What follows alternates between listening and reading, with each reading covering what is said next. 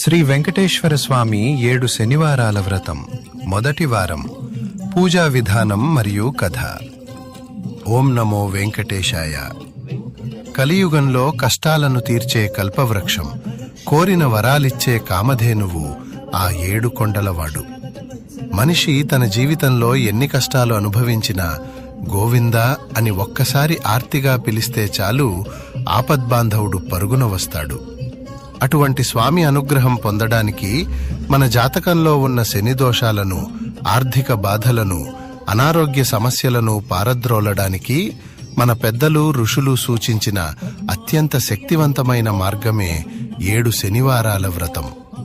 ఈ వ్రతంలో మొదటి శనివారం చాలా విశిష్టమైనది.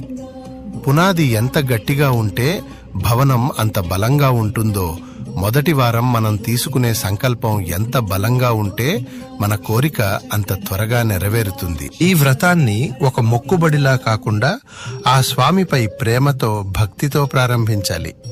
ఈరోజు మనం చేసే పూజ, చదువుకునే కథ మన జీవితాన్నే మలుపు తిప్పుతుంది.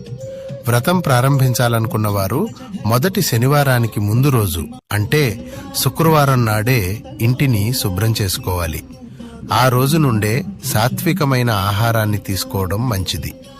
శనివారం తెల్లవారుజామున సూర్యుడు ఇంకా ఉదయించక ముందే అంటే బ్రహ్మ ముహూర్తంలోనే నిద్రలేవాలి. ఈరోజు నేను నా స్వామి కోసం వ్రతం చేస్తున్నాను అనే ఆలోచనతోనే మెలకువ రావాలి.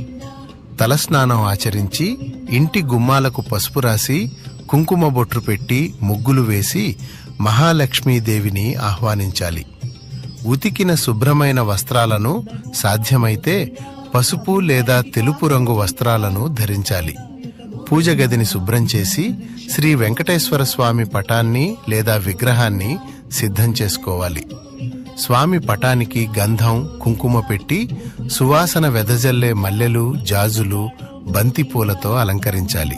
ముఖ్యంగా స్వామికి అత్యంత ప్రీతిపాతమైన తులసీ దళాలను తప్పనిసరిగా సేకరించుకోవాలి. తులసి లేని పూజను శ్రీహరి స్వీకరించడు అంటారు. పూజా మందిరంలో ఆవు నెయ్యితో లేదా నువ్వుల నూనెతో దీపారాధన చేయాలి. అగరుబత్తులు వెలిగించి ధూపం వేయాలి.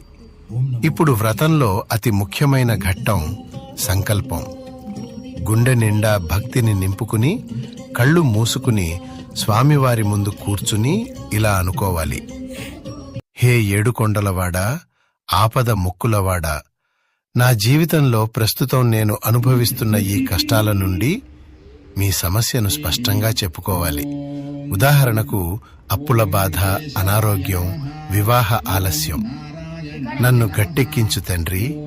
ఈ రోజు నుండి మొదలుపెట్టి 7 శనివారాల పాటు నేను నిష్ఠగా నీ వ్రతాన్ని ఆచరిస్తాను. నా పూజలో ఏవైనా లోపాలు ఉంటే క్షమించి నా భక్తిని స్వీకరించు. ఈ వ్రతం నిర్విఘ్నంగా పూర్తయ్యేలా చూడు స్వామి అని గట్టిగా సంకల్పం చెప్పుకోవాలి. మొదటి వారం కాబట్టి ఒక పసుపు దారాన్ని తీసుకుని దానికి పసుపు, కుంకుమ రాసి స్వామి పాదాల దగ్గర ఉంచి పూజించాలి. పూజ అనంతరం ఆ దారాన్ని మగవారైతే కుడి చేతికి, ఆడవారైతే ఎడమ చేతికి కట్టుకోవాలి. దీనినే దీక్షా కంకణం అంటారు. ఈ దారం 7 వారాల పాటు మన చేతికి ఉంటే మన నియమాన్ని మనకు గుర్తు చేస్తూ ఉంటుంది. ముందుగా గణపతిని ప్రార్థించాలి. స్వామి, నా వ్రతానికి ఎలాంటి ఆటంకాలు రాకూడదు అని వినాయకుడికి ఒక పువ్వు సమర్పించాలి. ఆ తర్వాత వెంకటేశ్వర స్వామి అష్టోత్తర శతనామావళి చదవాలి. ఒక్కో పేరుకు ఒక్కో తులసీ దళాన్ని లేదా పువ్వును స్వామివారి పాదాల దగ్గర వేయాలి. మంత్రాలు రానివారు, చదవటం రానివారు చింతించాల్సిన పనిలేదు. కేవలం ఓం నమో వెంకటేశాయ లేదా గోవింద గోవింద అని మనసులో అనుకుంటూ పూలు సమర్పించిన స్వామి సంతోషిస్తాడు. పూజ మధ్యలో స్వామివారిపై ఉన్న కీర్తనలు పాడుకోవచ్చు లేదా వినవచ్చు. ధూపం, దీపం చూపించిన తర్వాత నైవేద్యం సమర్పించాలి. మొదటి వారం స్వామికి బెల్లం, అన్నం లేదా నానబెట్టిన శనగలు, పానకం, వడపప్పు వంటివి నైవేద్యంగా పెట్టాలి. నైవేద్యం పెట్టేటప్పుడు స్వామి, ఇది కేవలం ఆహారం కాదు, నా భక్తి అనే తీపిని ఇందులో కలిపి నీకు అర్పిస్తున్నాను, స్వీకరించు అని భావించాలి. పూజ నైవేద్యం పూర్తయ్యాక చేతిలో కొన్ని అక్షతలు, పూలు పట్టుకుని ఈ వ్రత కథను భక్తి శ్రద్ధలతో చదవాలి లేదా వినాలి.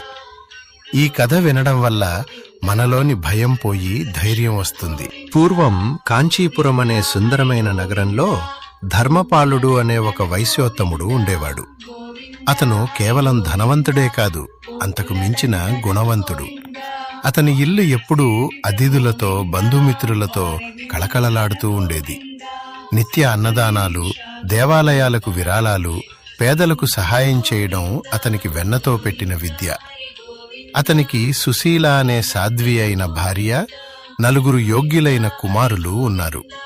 లక్ష్మీదేవి వారి ఇంట్లో స్థిర నివాసం ఏర్పరుచుకుందేమో అన్నట్లుగా వారి జీవితం సాగిపోతోంది. కాని కాలం ఎప్పుడూ ఒకేలా ఉండదు. గ్రహగతుల ప్రభావం మనిషి జీవితాన్ని తలకిందులు చేయగలదు. ధర్మపాలుడి జాతకంలో ఏలినాటి శనిదశ ప్రారంభమైంది. అప్పటి వరకు పూలపాన్పులా ఉన్న అతని జీవితం ఒక్కసారిగా ముళ్లబాటగా మారింది. వ్యాపారంలో అనుకోని నష్టాలు రావడం మొదలయ్యాయి. సముద్ర వ్యాపారం కోసం ఇతర దేశాలకు పంపిన అతని నౌకలు సముద్రంలో మునిగిపోయాయి. గోదాముల్లో నిల్వ చేసిన విలువైన సరుకులు అగ్ని ప్రమాదానికి గురై బూడిదయ్యాయి. ఒక పక్క వ్యాపారం దెబ్బతింటుంటే మరోపక్క నమ్మిన స్నేహితులు, బంధువులు శత్రువులుగా మారారు.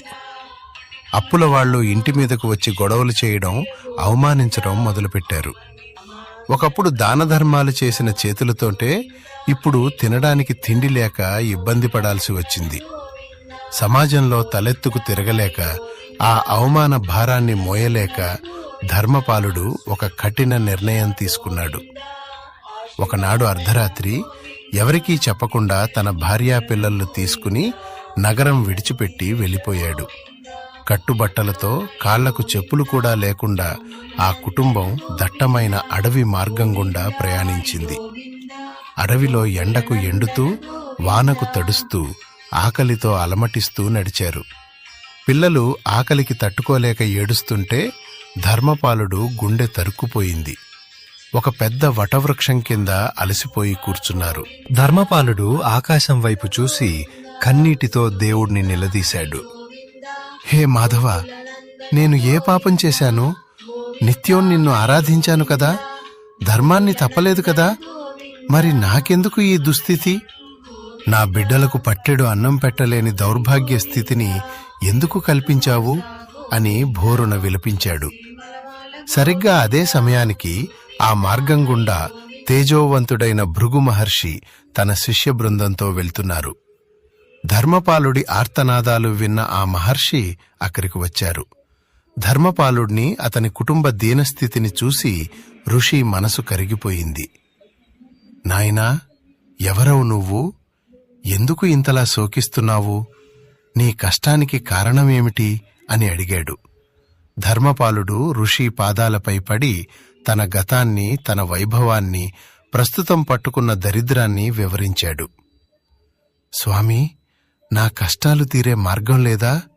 నా కుటుంబం ఆకలితో చనిపోవాల్సిందేనా అని వేడుకున్నాడు. అప్పుడు భృగు మహర్షి తన దివ్య దృష్టితో పరిశీలించి చిరునవ్వుతో ఇలా అన్నారు. వ్యాపారి, భయపడకు.